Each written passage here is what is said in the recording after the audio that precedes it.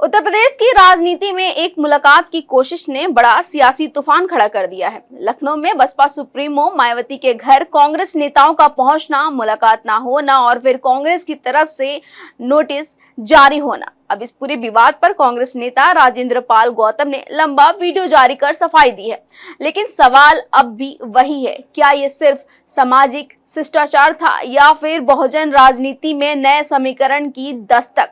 देखिए खास रिपोर्ट। उससे पहले नमस्कार, मैं खुशबू सिंह और आप देख रहे हैं खबर ट्रेंड्स लाइव। 19 मई लखनऊ बसपा सुप्रीमो मायावती का आवास और अचानक वहां पहुंच जाते हैं कांग्रेस के एससी डिपार्टमेंट के अध्यक्ष राजेंद्र पाल गौतम और बाराबंकी सांसद तनुज पुनिया। मुलाकात नहीं हो पाती, लेकिन तस्वीरें बाहर आते ही यूपी के राजनीति में हलचल तेज हो जाती है। कांग्रेस के भीतर सवाल उठते हैं, क्या पार्टी लाइन से हटकर मायावती से संपर्क साधा जा रहा था? क्या यूपी में कोई नया राजनीतिक समीकरण बन रहा है? और सबसे बड़ा सवाल, क्या कांग्रेस अब दलित वोट बैंक के लिए बीएसपी के करीब जाने की कोशिश कर रही है?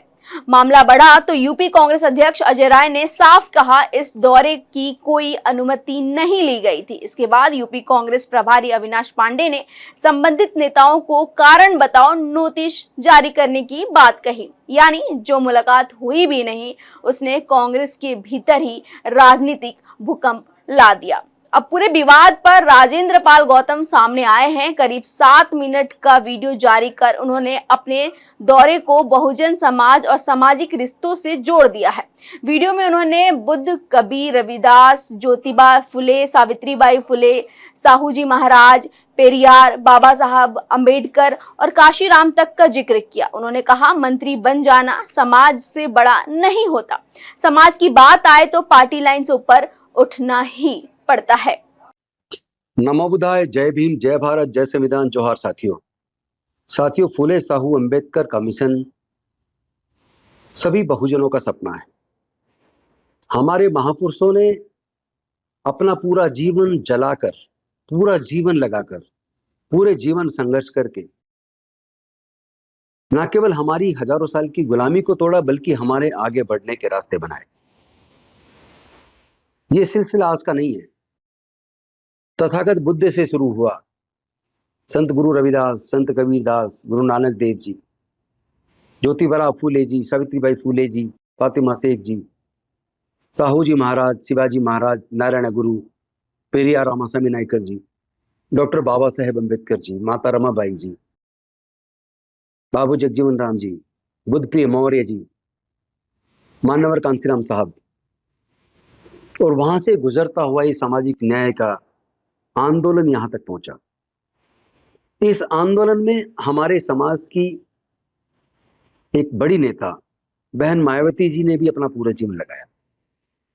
राजेंद्र पाल गौतम ने मायावती की खुलकर तारीफ भी की। उन्होंने कहा कि मायावती ने सामाजिक न्याय के आंदोलन के लिए अपना जीवन समर्पित किया है।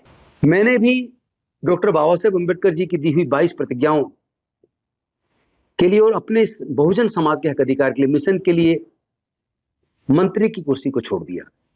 क्योंकि कुर्सियां आएंगी जाएंगी, लेकिन समाज का दर्द, समाज के मुद्दे, हमारे बच्चों के आने वाले भविष्य की जो परेशानियां हैं, जो दिख रही हैं, उसके लिए लड़ना जरूरी है। आज मैं कांग्रेस पार्टी का एससी डिपार्टमेंट का अध्यक्ष हूं, लेकिन मैं भी इतना बड़ा नहीं हो गया कि मैं अपने समाज के लोगों की इज्जत ना करूं, अपने बुजुर्गों की इज्जत ना करूं। जब मैं बॉम्बे जाता हूं तो अक्सर डॉक्टर बाबा साहेब अम्बेडकर के घर राजगिरी भी जाता हूं। अक्सर बाबा साहेब के पोतों से, जो अपनी एक पार्टी चलाते हैं, मैं उनसे भी मिलता हूं, चाहे प्रकाश जी हों, चाहे भीमराव अम्बेडकर जी हों। जब भी अवसर मिलता है मैं बिना अपॉइंटमेंट के उनसे भी मिलता हूं। और मेरे घर पे भी लोग बिना किसी अपॉइंटमेंट के, बिना पहले पूर्व सूचना के आते हैं, पूरे देश से आते हैं, मैं सबसे मिलता हूं। क्योंकि हमारा मिशन का रिश्ता है, हमारा विचार का रिश्ता है। मेरा मानना, खून के रिश्ते से बड़ा विचार का रिश्ता होता है। पार्टियों से ऊपर उठकर हमें समाज के मुद्दों पर कम से कम समाज में बैठ के चर्चा करनी चाहिए। यहीं से कांग्रेस पर नया सवाल उठने लगे। क्या कांग्रेस नेता मायावती को राजनीतिक संदेश दे रहे थे? क्या यूपी में विपक्षी राजनीति के नए दरवाजे खुल रहे हैं, या फिर कांग्रेस के भीतर ही अलग अलग लाइन चल रही हैं? क्योंकि जिस बीएसपी पर कांग्रेस अक्सर हमला करती रही, आज उसी मायावती के लिए कांग्रेस नेता सम्मान और रिश्ते की बात कर रहे हैं। राजनीतिक जानकारों की माने तो 2027 के यूपी चुनाव से पहले दलित राजनीति फिर केंद्र में आती दिख रही है। एक तरफ समाजवादी पार्टी पीडीए की राजनीति कर रही है तो दूसरी तरफ कांग्रेस दलित चेहरों को आगे बढ़ाने में लगी हुई है और बीएसपी लगातार अपने जनाधार को बचाने की कोशिश कर रही है। ऐसे में मायावती के घर पहुंचे कांग्रेस सिर्फ मुलाकात नहीं बल्कि बड़े राजनीति संकेत के तौर पे देखी जा सकती है। इसी कड़ी में अभी कल न्यायोदय राहुल गांधी जी ने वीरा पासी जी की मूर्ति का अनावरण किया और परसों लखनऊ के कांग्रेस कार्यालय में वीरा पासी जी की मूर्ति के अनावरण का जो कार्यक्रम हुआ, जो सभा हुई, उसकी तैयारी की बैठक थी और उस तैयारी बैठक में अनेकों संगठनों के लोग आए थे, सामाजिक संगठनों के, सिविल सोसाइटी के लोग थे, ऐसे डिपार्टमेंट के भी लोग थे। उस मीटिंग को करने के बाद हम लोग लंच करने के लिए 3 बजे के बाद निकले और निकलने के बाद हमने जैसे ही बाहर निकले अचानक सामने बहन जी का बंगला है। तो मैंने सोचा कि कभी हम जब बहन जी के इंद्रपुरी वाले घर गए तो बहन जी के पिताजी ने हमें बिना खाना खाए आने नहीं दिया। उन्होंने कहा मेरी पेंशन का पैसा है, आपको खाना खाना पड़ेगा। बहुत अच्छा लगा, उनकी जो आत्मीयता थी वो बहुत अच्छी लगी।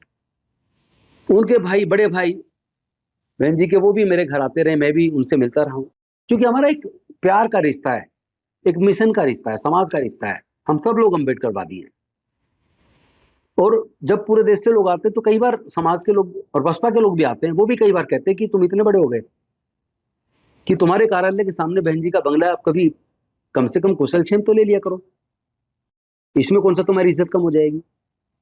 तो मैंने कहा यार मैं तो छोटा सा बाबा साहब का सिपाही, इसमें इज्जत वाली कोई बात ही नहीं है, कोई ईगो नहीं हमें। तो मीटिंग खत्म करने के बाद खाना खाने निकले, सामने बहन जी का बंगला देखा, मैंने सोचा कि बहन जी का कुशलक्षेम पूछ लूं, क्योंकि लोग बार बार पूछते हैं कि भाई तुम जाते हो उधर, कभी बहन जी से भी कोशिश करो, कम से कम जय भीम ही कर लो। तो स्टाफ ने बड़े अच्छे से हमसे अच्छा व्यवहार किया, बहुत कहा कि हम आपको सुनते हैं, जानते हैं, आप बहुत अच्छा काम कर रहे हो और हम बहन जी को संदेश देंगे, जब बहन जी के पास टाइम होगा आपको बताएंगे, आप आके मिल लेना। बड़े प्यार से हम फिर वहां से खाना खाने चले गए। लेकिन सबसे बड़ा दिलचस्प बात तो यही है कि मुलाकात हुई भी नहीं और सियासत इस मुद्दे पर गर्मा गई। अब सवाल यही है, क्या कांग्रेस के भीतर बहुजन राजनीति को लेकर अलग रणनीति बन रही है? क्या बीएसपी और कांग्रेस के बीच भविष्य की संभावनाएं तलाश की जा रही है या फिर ये सिर्फ एक सामाजिक मुलाकात थी जिससे राजनीति का रंग दे दिया गया? फिलहाल मायावती खामोश हैं, लेकिन उनके घर तक पहुंची कांग्रेस ने यूपी की राजनीति में नई चर्चा जरूर छेड़ दी है। ऐसे और अपडेट के लिए बने रहिए हमारे साथ और देखते रहिए खबर ट्रेंड्स लाइव।